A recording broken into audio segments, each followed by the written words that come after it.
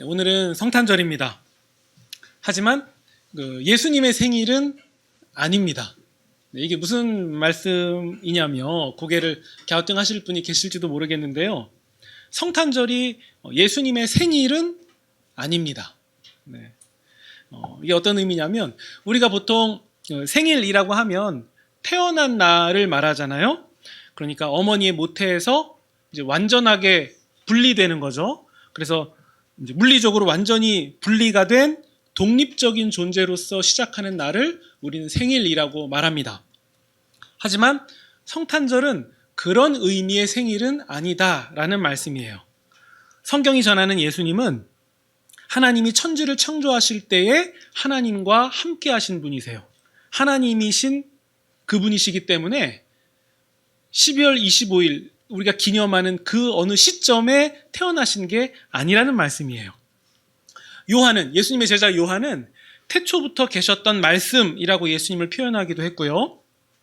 그런 하나님이 육체를 입고 이 땅에 오신 날, 그날이기 때문에 우리는 성탄을 하나님이 육체를 입고 이 땅에 오신 것을 기념하는 날이지 우리가 생각하는 독립적인, 물리적인 태어난 날로 생각해서는 안 된다는 거예요. 그래서 이것을 오해하면 이런 표현을 쓰기도 합니다. 예수님의 생일을 축하합니다. 근데 사실 맞지 않는 의미예요. 잘 모를 때는 그런 표현을 좀 쓰기도 하는데요. 엄밀한 의미로 얘기하면 맞지는 않는 표현이에요. 하늘 보자.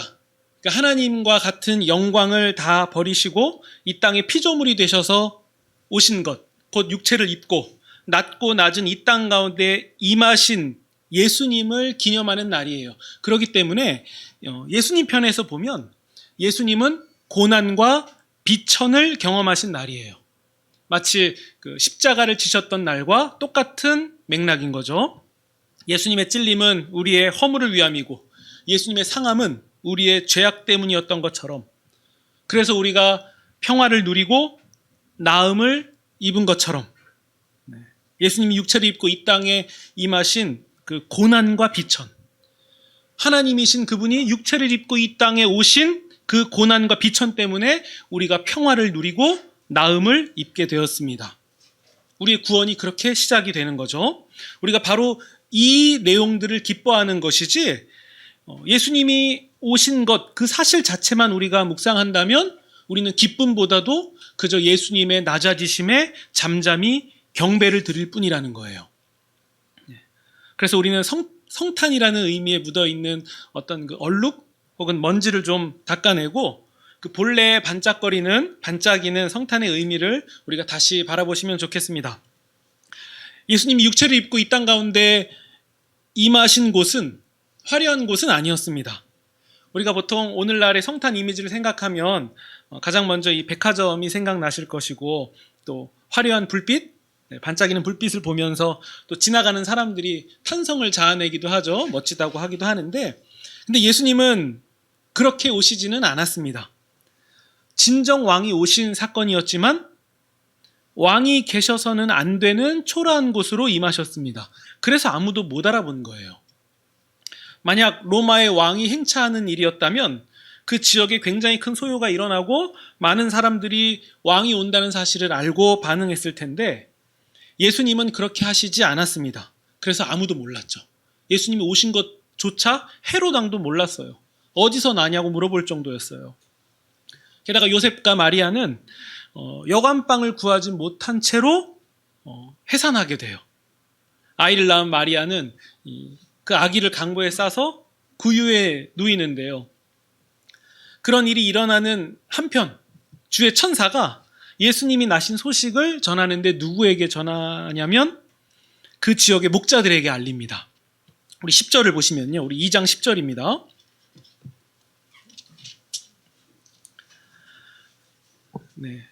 무서워하지 말라.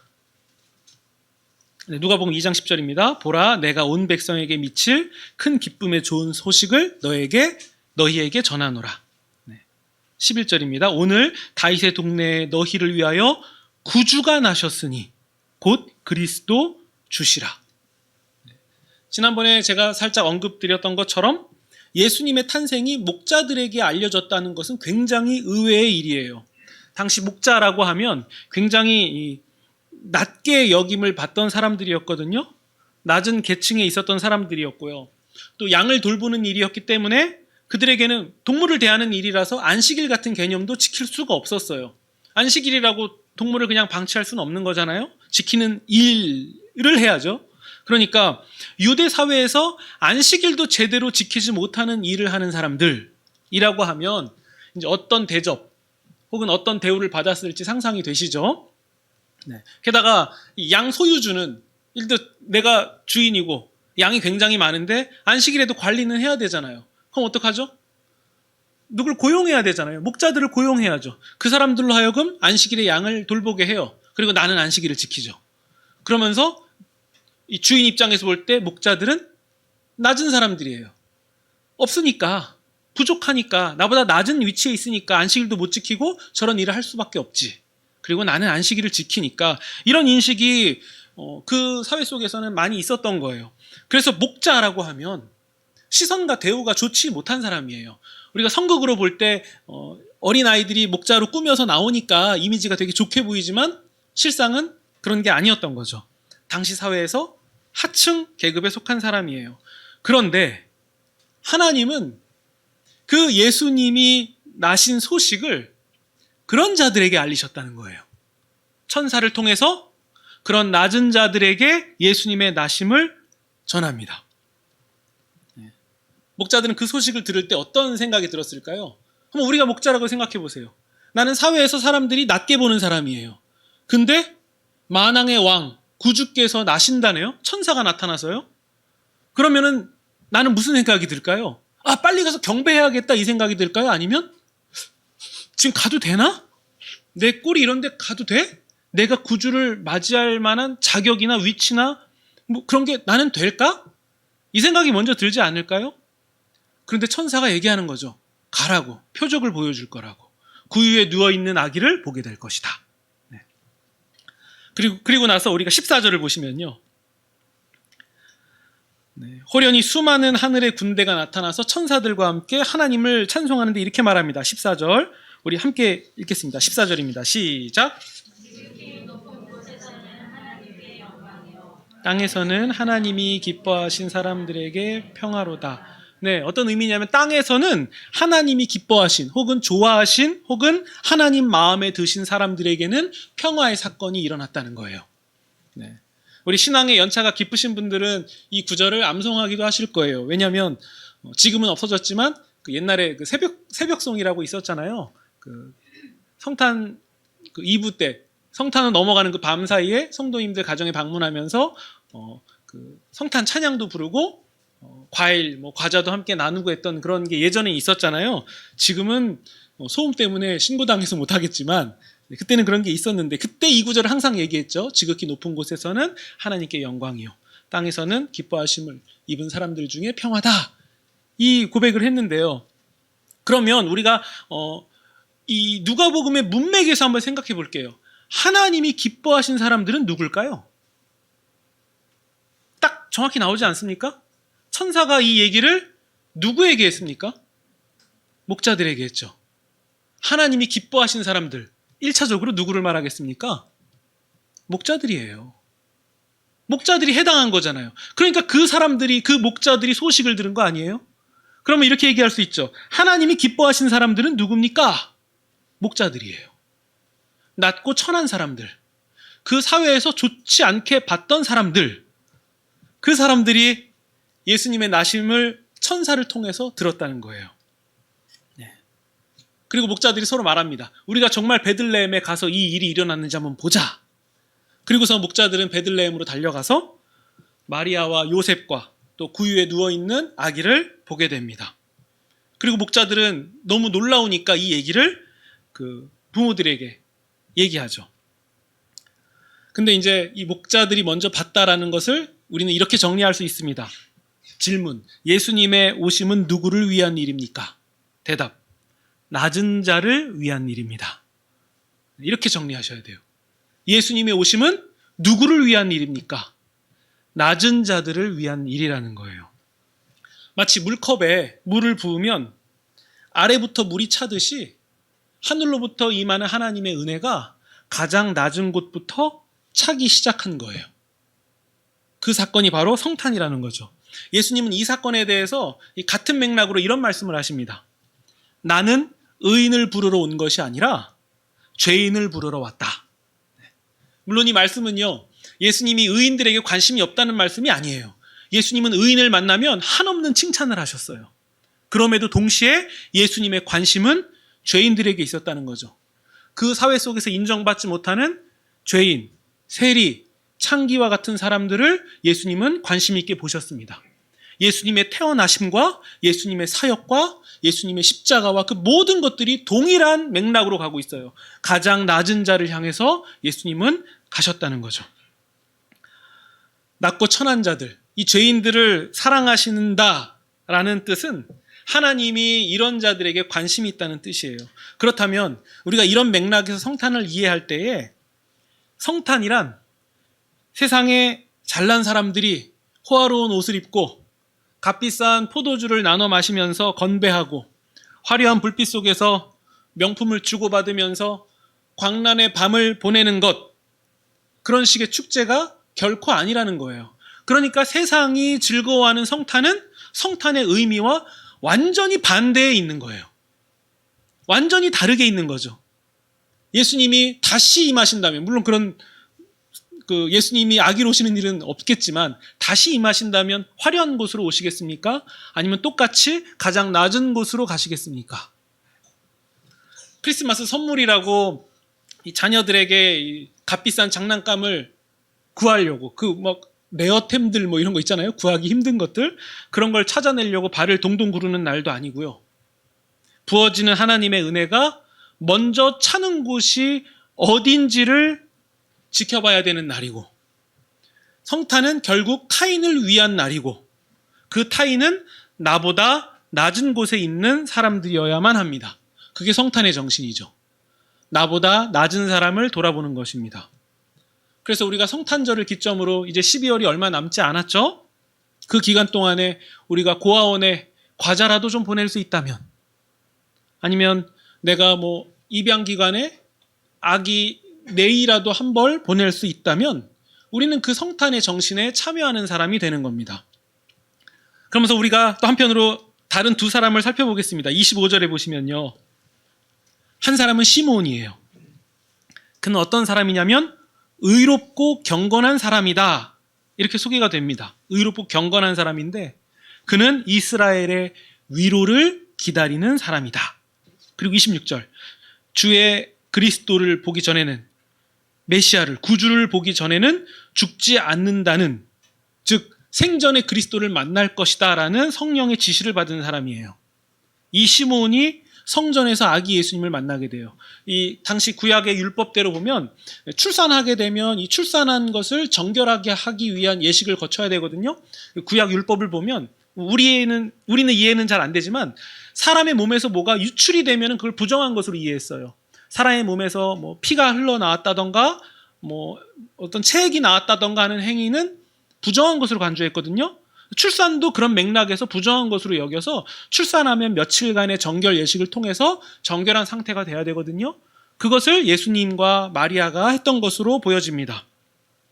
그때 시므온이 아기 예수님을 만나게 되죠. 28절, 시므온은 아기 예수님을 안고 하나님을 찬양합니다. 29절, 주여 이제 주님의 말씀대로 종은 편안히 떠나게 해주셨습니다. 그러니까 시므온은 기억하고 있었던 거죠. 내가 그리스도를 본 후에 나는 편안히 떠날 수 있다. 30절, 내 눈이 주님의 구원을 보았습니다. 32절, 이방 사람들을 비추는 빛이고 주님의 백성 이스라엘에게는 영광입니다. 33절, 마리아와 요셉은 이 말씀을 듣고 굉장히 놀라요. 근데 왜 놀랄까요?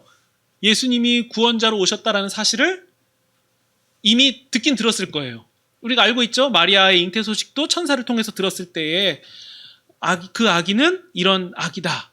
요셉도 마찬가지죠. 그 이름을 예수라 하라. 백성을 구원할 자다. 이 얘기를 미리 들었거든요. 그러니까 이걸 또 들어서 놀랐다기보다 자기들이 알고 있는 이런 비밀스러운 일을 시므온이 알고 똑같이 말한 것에 대해서 놀랐다는 거죠. 네. 그리고 또 한 사람이 있습니다. 36절이에요. 이번엔 안나라는 선지자로 불리는 여인이에요. 36절에 보면 7년간 남편과 살다가 어떤 이유인지 모르겠지만 혼자가 됐고 84살이 된 사람입니다. 성전을 떠나지 않았다라고 할 정도로 성전을 자주 찾으면서 금식과 기도를 한 사람이에요. 이 여인도 38절을 보시면요. 예수를 보고 하나님께 감사하면서 예루살렘의 구원을 바라는 모든 사람에게 이 아기가 구원자다라는 소식을 말합니다. 그러면 우리는 이 시므온과 안나를 통해서 이렇게 정리할 수 있습니다. 시몬과 안나가 성전에서 만난 이 아기 예수님은 그들의 이 고단한 삶 가운데서도 일평생 하나님을 섬겼잖아요. 그런 그들이 만난 그리스도는 어떤 분이십니까? 구원자예요. 구원하시는 분. 우리 민족뿐만 아니라 이방을 비추시는 분. 구원의 날을 기다리는 모든 사람들에게 나타나신 구원자시다. 내 삶을 다 바쳐서 하나님 앞에서 간절히 기다렸던, 하나님이 약속하셨던 그분은 누구냐? 구원자시라는 거예요. 우리의 구원자. 아기는 넘어지게 하실 것이고 멸망에 이르게 하실 것이고, 하나님의 사람들은 일어서게 하시며, 또 한편으로는 메시아의 사역 때문에 많은 사람들에게 반감을 받게 되시는 그분이 메시아시다. 네. 그들이 기다렸던 메시아는 이런 메시아였다라는 거예요. 뭐 읽으면 바로 알 수 있는 사실을 뭐 이렇게 강조하나 하시겠지만요. 근데 우리는 한편으로 어떤 메시아를 기다리고 있습니까? 우리가 기다리는 메시아는, 우리가 고백하는 예수님은 혹시 자기 욕망을 실현해주는 메시아를 기다린 건 아닙니까? 그러나 시므온과 안나는 그렇게 하지 않았다는 거예요. 시므온 같은 경우엔 만약 그 성령께서 알려주신 대로 너가 그리스도를 보기 전에는 죽지 않을 것이다, 이런 메시지를 받았다면 굉장히 우쭐될 법도 하지 않습니까? 나 이런 메시지 받았어. 내가 본다? 내가 보면 확실해져. 봐봐, 나 이런 사람이야. 충분히 우쭐될 수 있는데 그는 그렇게 하지 않았습니다. 큰 소리 칠 법도 한데 도리어 의롭고 경건함을 잃지 않은 사람이었다는 거예요. 의롭고 경건한 사람이었다. 민족의 구원을 기다리는 사람이었죠. 자신의 욕망을 메시아에 투영한 사람이 아니라는 거예요. 그리고선 그리스도를 만나니까 와, 내가 뭐라도 됐다라고 말하지 않고 이제는 종이 편안하게 눈을 감을 수 있게 되었다라고 고백할 뿐이에요. 시몬이 정말 기다린 건 뭐죠? 우리 민족을, 또 이방을 구원하실 메시아. 그게 다였어요. 그 정도 되면 뭔가 세상적인 좋은 것들이 같이 따라와서 좀 그럴싸해 보이는 사람이 돼야 되는 거 아닙니까? 근데 시므온에 대한 평가는 하나예요. 그런 게 아니라 의롭고 경건한 사람이었다는 거예요. 의롭고 경건한 사람. 이런 사람이 성탄을 맞이할 수 있는 사람이라는 거죠. 또 안나의 경우는 어떻습니까? 자신의 삶을 가지고 얼마든지 비관할 수 있는 사람이에요. 그 당시 여인이 그렇게 오랜 동안 혼자 살아야 된다는 것은 이 사회적으로 너무 불행한 상황이었어요. 오늘과 비교할 수 없는 상황이었죠. 그래서 하나님에 대해서 얼마든지 원망하면서 그렇게 살 수 있음에도 불구하고 그녀는 신실한 신앙의 사람으로 살아갔고, 그리고 아기 예수님을 보자 이분이 메시아다라는 사실을 대번에 알았습니다. 그리고서 사람들에게 얘기하죠. 구원을 기다린 자들아, 바로 이 아기가 메시아다. 안나 또한 자신의 욕망이나 그 외 다른 것들을 메시아에게 투영하지 않았습니다. 오직 이스라엘을 구원할 자를 기다렸고 정말 속량하시는 분을 안나는 만난 거예요. 그럼 우리도 마찬가지죠. 우리는 어떤 예수님을 기다리는 사람들입니까? 우리는 어떤 예수님을 믿는 사람입니까? 물론 우리 삶에 부족한 여러 가지 요소들, 또 우리가 간절히 바라는 것들을 하나님께서 채워주실 것을 기대하는 것이 나쁜 건 아니에요. 그러나 가장 중요한 골자를 놓쳐서는 안 된다는 거예요. 우리는 가끔 그게 뒤바뀌거든요. 가장 중요한 사실, 그것은 하나님이 우리의 사업을 성공시킨다거나 우리에게 요행을 가져다 주시는 분이 아니라 우리를 구원하시는 구원자 하나님이라는 사실이에요. 예수님은 우리를 구원하시는 구원자시다. 근데 우리는 연약해서 필요와 상황과 구원이라는 그 거대한 사실을 뒤바꾸거든요. 구원은 아무것도 아니고 그냥 다 된 것 같고 그냥 단지 이 삶에서 부족한 것을 채워주시는 메시아로 생각하기 쉬운데 아니에요. 시므온이 보여준 예는 구원주 하나님을 봤다면, 기다린다면 그저 내가 할 일은 딱 하나, 의롭고 경건하게 살아가는 것뿐이에요. 그 사람이 성탄을 맞이할 수 있다는 거죠. 우리는 성탄을 지나서 다시 오실 예수님을 기다리는 사람들입니다. 다시 오실 예수님을 기다리는 사람들은 어떤 사람들입니까? 예전에 과거에 소위 TV에서 오르락내리락 했던 이단들이 하는 모습대로 살아가는 사람들이 아니라, 이상한 데 모여서 광기 어린 행동들을 하면서 살아가는 사람들이 아니라 다시 오실 예수님을 기다리는 것도 마찬가지예요. 의롭고 경건하게 살아가는 삶이에요. 비관할 수 있는 삶이 주어진다 할지라도, 안 좋은 소식이 들려온다 할지라도 그건 그거고 의롭고 경건하게 살아가는 것이 흔들리지 않는 거예요. 그 사람이 다시 오실 메시아를 맞이할 수 있는 사람들인 거죠. 우리는 예수님을 믿고 우리의 욕망을 실현하는 사람들이 아닙니다. 우리의 구원은 지금 살아가는 이 세상 너머에 신적인 생명이 있다는 것을 바라보는 사람들이기 때문에, 그래서 지금 이 삶은 그냥 지나가는 것일 뿐이에요. 저도 이 말은 쉽게 하지만 이게 잘 안 되는 사람이지만, 제가 안 되는 것, 잘 되는 것과 상관없이 확실한 하나는 우리는 이 삶을 지나서 그 너머에 신적인 영생이 우리에게 있다는 것이 확실한 사람들이라는 거죠. 그것을 이미 받은 사람들입니다. 그렇기 때문에 우리는 주어진 이 삶을 초연하게 지나갈 수 있는 거예요. 더 욕심낼 수 있음에도 불구하고 하지 않는 이유는 이게 아무것도 아니다라는 것을 알기 때문이에요. 지나가는 사람들이죠. 그래서 이 지나가는 삶에서 더 많은 것을 얻었다고 해서 우쭐대지 않는 이유는 무엇이냐면 아무것도 아니기 때문이에요. 지나가는 이 삶에서 불편하고 절망스러운 소식을 듣는다 할지라도 내가 그렇게 절망 속으로 깊이 들어가지 않아도 될 이유는 뭐냐면 지나가는 삶이기 때문이에요. 우리의 제한적인 눈과 마음으로 볼 때에는 그게 전부인 것 같고 이게 우리의 인생의 모든 것이라고 여겨질지 모르겠지만 영원한 입장에서 바라볼 때에는 지나가는 삶입니다. 그래서 우리는 이 삶에 대해서 초연한 자세로 의롭고 경건함을 잃어버리지 않고 살아가게 되는 거죠. 우리가 안나를 보면 충분히 비관할 수 있잖아요. 왜 하나님이 나에게 이렇게 하시냐고. 네. 그러나 그녀는 우리의 구원자 예수님을 보면서 다 됐다라고 여긴 사람입니다. 시므온도 자기의 모든 인생을 걸고 결국 예수님을 만났으니 다 됐다라고 고백한 사람이에요. 그 마음이 우리가 본문을 통해서 우리에게 전해지지 않습니까? 이런 사람들이 아기 예수님을 만날 수 있었고 아기 예수님을 알아볼 수 있었다는 거예요. 성탄에 참여할 수 있는 사람들이 바로 이런 사람들입니다. 세상이 주목하지 않는 목자와 같은 사람들. 그 사람들은 스스로 메시아께 나아갈 수 없지만 메시아이신 하나님이, 예수님이 찾아오십니다.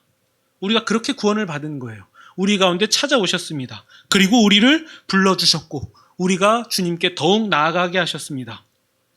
진정한 평화는 무엇입니까? 그 당시 시대의 평화라고 하면 로마를 생각했어요. 우리 팍스 로마나 이런 단어 있잖아요. 그 당시 평화하면 로마 황제가 가져다주는 평안이었어요. 근데 그런 생각이 만연한 그때에 평화는 어떻게 임했습니까? 왕자에 임한 게 아니라 구유에 임했습니다.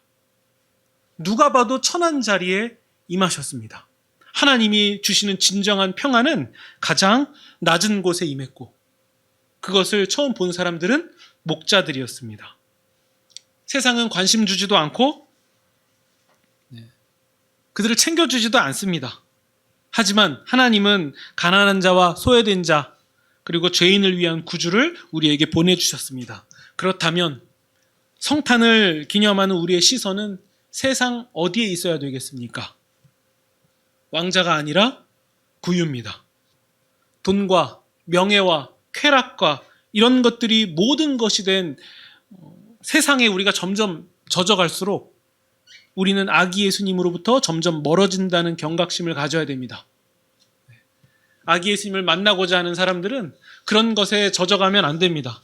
우리의 시선은 왕자가 아니라 구주이며 구유이고, 또 우리는 성탄을 생각할수록 세상 등지고 십자가를 바라보는 낮은 자리로 갈 것을 다시 한번 결단하셔야 됩니다.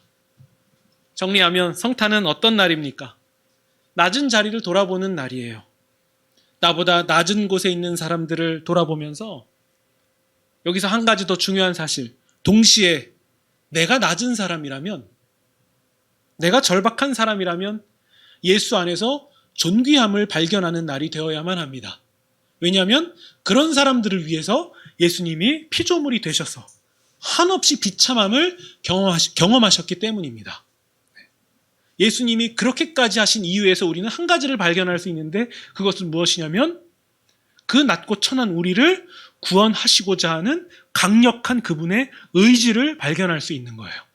네. 그래서 동시에 우리가 희망을 주고 또 내가 희망을 갖는 날이라면 그 사람은 성탄에 참여한 사람이 될 것입니다. 그 예수님은 우리의 인생을 지켜주실 거예요. 아무리 어려운 상황에 처해도 우리의 끝날까지 구원하시고자 낮은 곳에 임하신 그 주님을 우리 마음 가운데 깊이 담으시는 그런 저와 여러분이 되시기를 주님의 이름으로 축원드립니다.